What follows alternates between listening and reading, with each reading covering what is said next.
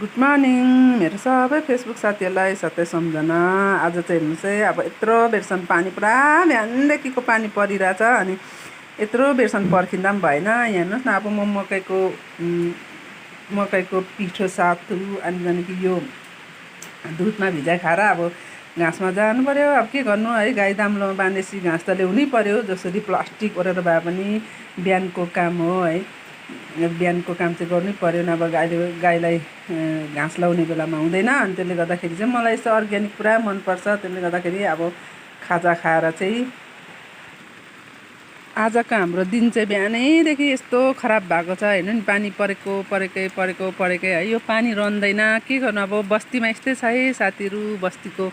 हामी बस्तीमा चाहिँ यस्तै नै अब दुःख नगरी पनि हुँदैन है, दुःख गर्नै पर्छ। गाई बस्तुहरू पाल्नै पर्यो, नभए हामीलाई केही अरू उपाय पनि छैन। अनि सागसब्जीहरू लाएर बेचौँ भन्दा पनि मार्केटिङ टाढो छ। त्यसले गर्दाखेरि अलिअलि लगाएको पनि अब यसरी सबै पानीले हुँदैन साथीहरू, के गर्नु।